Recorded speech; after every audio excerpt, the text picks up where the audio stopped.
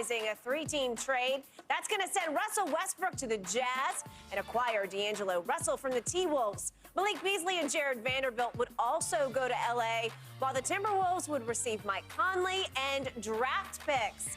A lot of moving parts in this one. Shannon, I think I know where you're going to go with this, but did the Lakers just become title contenders? No, but LeBron and myself, we're kicking ourselves because we could have waited a year, not gotten Russ, saved those guys, had those 4 picks, traded those to Brooklyn, gotten Kevin Durant, and now LeBron, KD, and AD. Now we're title contenders for real. But we did upgrade our shooting. We got D'Angelo Russell, very good three-point shooter. We got Malik Beasley, a very good three-point shooter. So when you think about that, Malik Beasley and D'Angelo Russell average more made threes than Russ, Pat Bev, Schroeder, Reeves, and Christie combined. Yep. And they're both top 15 in three-pointers made. So now that provides more spacing on the floor. LeBron James can get downhill. AD can operate a little bit more one-on-one. So I like the addition. Does this make them title contenders? I don't think so. Now we're able to somehow prod Bogey out of Detroit, Bogdanovich. Now we have a legit, true knockdown shooter. I think that puts us in the running because I think healthy in a 7-game series, we can beat anybody. Phoenix, Denver, Clippers, anybody you want to throw at us. If we get Bogey, we in the money. Okay. That would require Jeannie Buss saying, okay, LeBron, I'm going to give you both of the picks that I'm saving for 27 and 29 because she just said, I'll give you the 27 pick because that just went for this trade, and right? He's slightly protected. And it's top 4 protected. Right. But it's still, that's okay. It's a pretty valuable pick, okay. I would have to say. Yeah. It required giving up that pick to get out from under Russell Westbrook because Utah said, okay, we'll take him. And I assume they're going to try to buy him out. You're going to have to pay the whole thing because he's not going to take. No, he ain't taking. No, he ain't taking 80, 90 cents. No, he will not. But somebody, you finally found somebody who said, "Okay, we'll take him off your hands." Okay. And yet, will she give up the rest of her future, the 29 first-round pick, which is completely unprotected, for Bogdanovich in Detroit? Would you really do that? Because she's looking at LeBron like, "You're not going to be here. I'm the one left holding this bag, which is empty in 27 and 29. True, right? but I think this is the only. What are your choices? What other options do you have? You got LeBron. Let's just say, for the sake of argument, he's going to play at the level he's currently playing at for another 2 years. You have AD under contract for another 2 years. So what options do you have? Skip, you're in LA. LA doesn't like losing. Even if LeBron break this record, look, I'm in those streets. You're in those streets. You know what you're hearing. They're very disappointed with the way the Lakers have played the last several years. I don't believe you can go another several years, Skip, and be mediocre. They're not even mediocre. They're below average right now. And I don't believe you can sustain that in L.A. You've got to do it. They have no other choice. Okay. I'm going to see your glass as half full.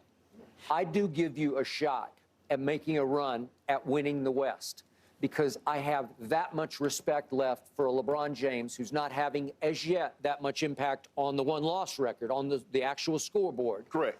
But I still say the cloud that hung over your team that featured LeBron and AD and a decent supporting cast to me who all had their moments, the cloud was Russell Westbrook. And I'm going to go Westbrook because he just was. And I've never seen anything like the negative impact that he had on LeBron, because LeBron's got the highest IQ in basketball.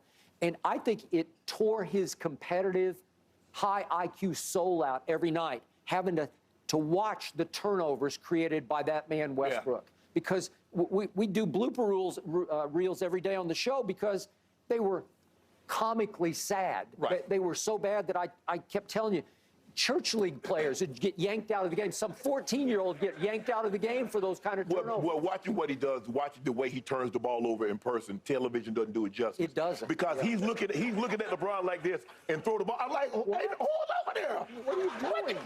That's exactly what. And everybody's arriving like, why would he do that? It was so bad. I'm thinking, are you trying to sabotage his night? You trying to upstage him and not let him break the record tonight? And it's funny that you mentioned that. And it's starting to get out on the internet, Skip. And they had like 6 guys on the court for like a minute.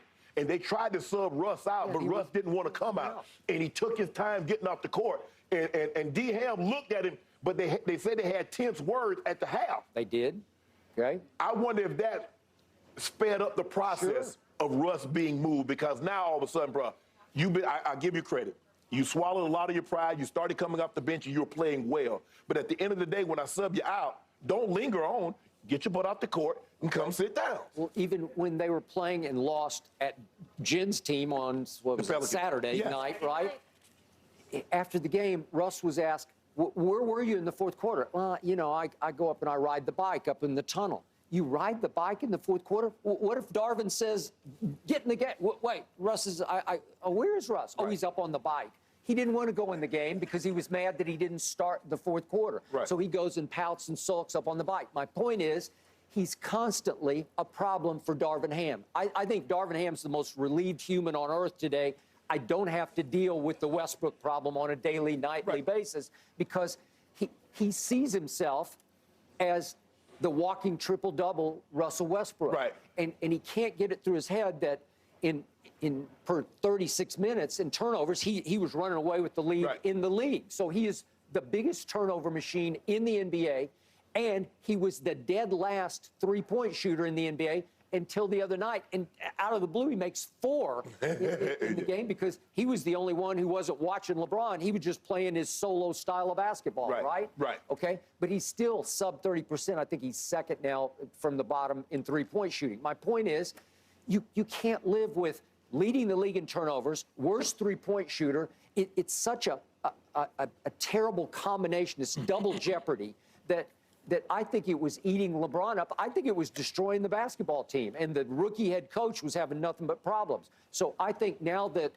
the heavens have opened for the Lakers, I keep looking at LeBron playing at the highest level, obviously, any 20-year player, any 38-year-old has ever played at. AD, when he's right, and he wasn't right the other night because I think he was spectating LeBron. Yeah. But if he locks in, it's almost like a DeAndre Ayton problem, although he's better than DeAndre at both ends of the floor. But when he gets right, he gets top 5 player right. Okay, so you got those two, and all these pieces, I like all of them. They're not like life changers. Right. They're not going to change your world. But D'Angelo Russell, what is he? He is a scorer. He's not a lead guard. He's not a point guard. He can distribute okay, but he's also more of a follower than a leader. So he can't lead a basketball team because he got drafted second overall to lead the Lakers. And then there was the incident with Nick Young that we don't even need to get. Everybody remembers what happened.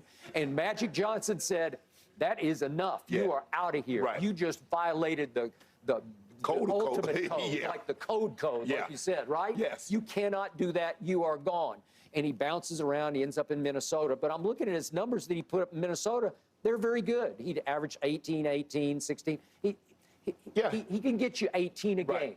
And he can score the basketball as the off guard playing off LeBron. Right. And he doesn't have a huge ego because he doesn't have huge self-confidence to me. Right. He's not like a Russell Westbrook who just drips arrogance like he sweats, you know? Well, well, I think the thing is with Russ still sees himself as that MVP player. He does. Russ is that aging guy that, he used to be really cool, had the nice hair, had a nice car, and so now he's in his 70s, he goes and buys a Porsche to try to remind himself of what he used to be. I agree. So Russ still plays the same type of basketball that he did when he won the MVP, although that's not needed. So that's the question. Wherever Russ goes, how does he see himself like, man, I still need to average just triple-double. I still need to give you 30 points, 10 rebounds. Or does he say, but I want to commend Russ because it took a lot for him to come off the bench.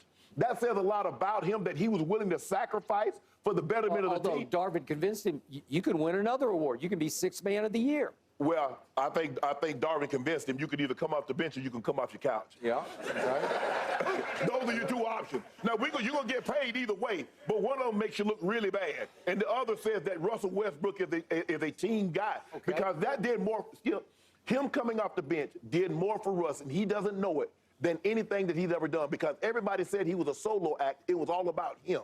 Him being able to come off the bench let everybody know that he was willing to sacrifice him for the team. Okay, and if in a vacuum, I look at the numbers, 18, 6 rebounds, 8 assists coming off the bench. Yeah, I say, give me some of that, right? Yes. I don't want any of it.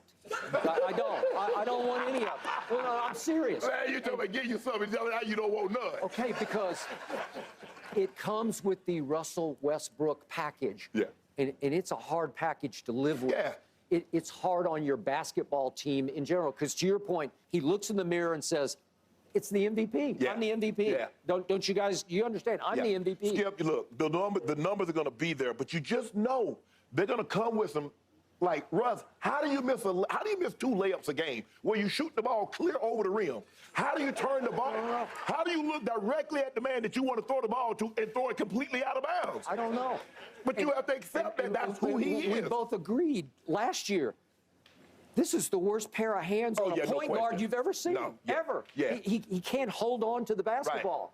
Right. And yet, 4 out of 5 years, he averaged triple-doubles because he just played harder, especially on the offensive end, than anybody else But something has to, Skip. Think about it. He signed that 5-year deal in OKC in 2017. Yep. This is his 5th team in 5 years. It is. 5 and 5. That has to tell you something. If I don't care whatever you do, if you have 5 jobs in 5 years, there's something going on with you. Ain't nobody, man, you know what? I had to leave that place. They get on my nerves. Okay. That wasn't for me. Agreed. Which is why there's no way Utah wants him to play basketball in Utah. I think they want to wipe the salary off their books. They will buy him out. I assume.